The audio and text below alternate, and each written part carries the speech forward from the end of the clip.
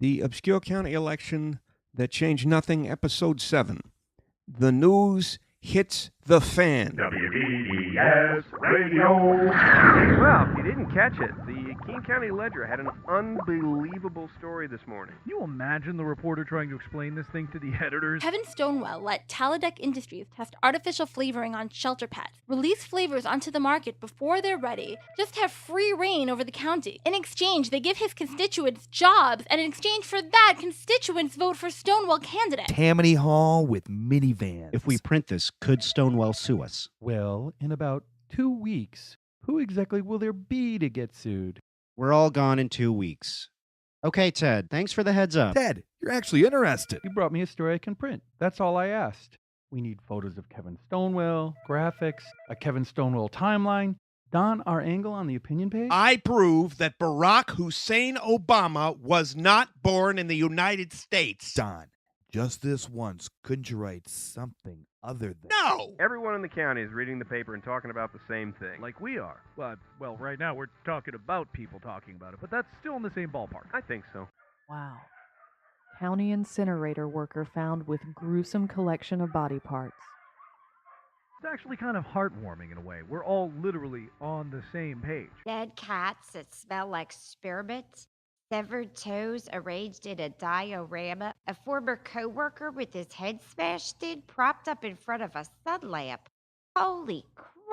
And of course, check out the internet. An unnamed source speaking exclusively to Jesse's blog said the fiendish ghoul was collecting parts for our robot governor. And the story breaks on Election Day. You think this is going to have any effect since the guy was a county worker? You know what?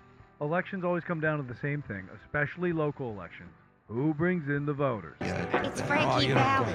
Listen to me. It's Fabian. Frankie No, Valley. you have no idea what you're talking about. It's definitely Fabian. Okay, before we get to the voting booth, Mr. Stonewell says to buy you guys some donuts. Wonderful. Yeah, he'd be It's wonderful. Frankie That's Valley. fantastic.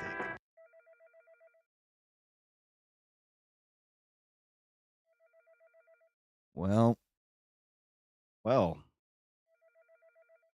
Crud. So they must be partying at Kevin Stonewell's. Hey, you ever notice we never actually get invited to that sort of thing? I have noticed that, yeah. All right. If you people don't even know how to perform a competent toast to victory, we're not even going to do this. Raise your glasses.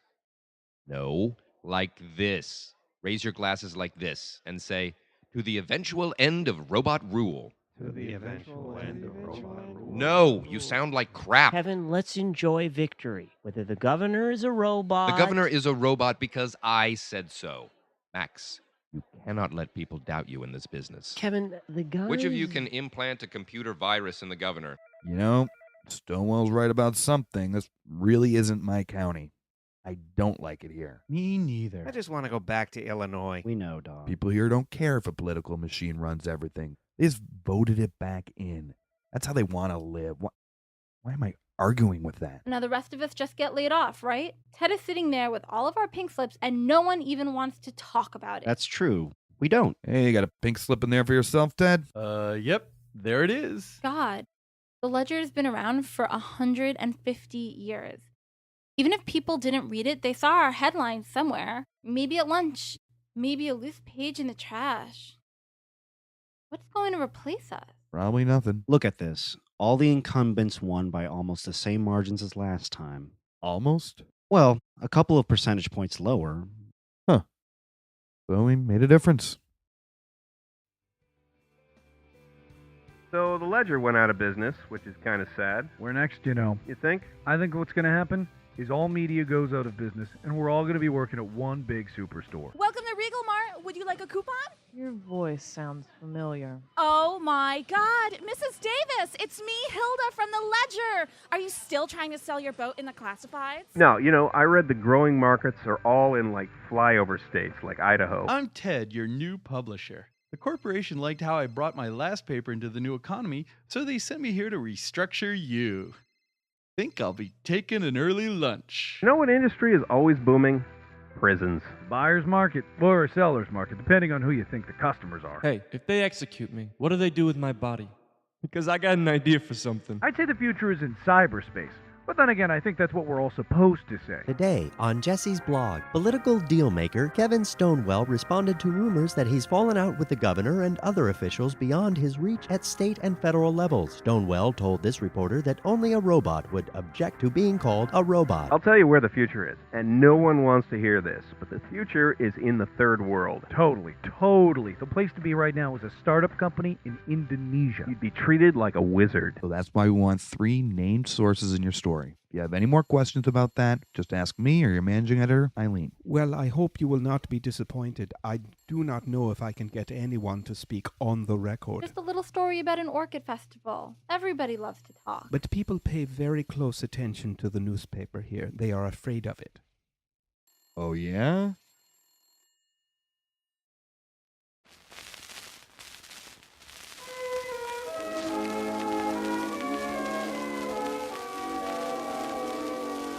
This has been the 7th and final episode of the obscure county election that changed nothing. The series was written and produced by Barry Lank and starred, in alphabetical order, Emily Bryant, Jennifer Childs, Sean Crespo, Noel Dinneen, Dan Fairall, Liz Haag, Carol Hartsell, Dave Jadico, Kevin Janus, Jared McGrail, Robert Kern, Roy Koshy, Barry Lank, and always at the end of every alphabetical list, John Zak. This has been a work of fiction and is not intended as a factual portrayal of any real people or situations. My thanks to all the actors as well as the theater companies that provide professional homes for us, 1812 Productions and Comedy Sports in Philadelphia, and the Magnet Theater, Drink at Work, and Shoot the Messenger in New York City. Thanks also to Joe Miller, Dave Jadico, and Kevin Janus for reviewing early scripts and cuts of the first episode. And thanks one more time to 1812 for the use of their facilities and the loan of Tyler's headphones. The music playing in the background during the voter van scene this episode was Malt Shop Bop by Kevin MacLeod, available on Incompetech.com. Unless otherwise noted, the rest of the soundtrack for this series comes from the package of music included with Apple Macintosh GarageBand. The exception, playing in the background right now, is My Old New Jersey Home by Billy Murray, which I got from Internet Archive. It was recorded in 1921 and it's public domain, so I'm going to let it play out.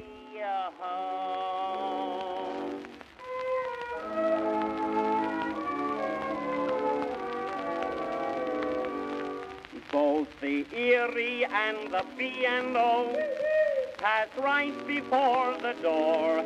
You can always get a cinder in your eye. And my family all make faces at the passing engineers. That is how we get our winter coal supply. Need the clinging ivy vine. There's a big Bull Durham sign on the chicken house. It says, take Beecham's pills. On the old red barn you read that Castoria you need. And the pigsty advertises Crosby's Mill.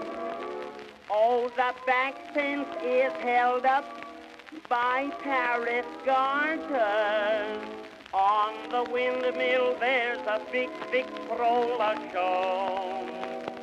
On the back porch is a sign reading melon food for mine. That's a picture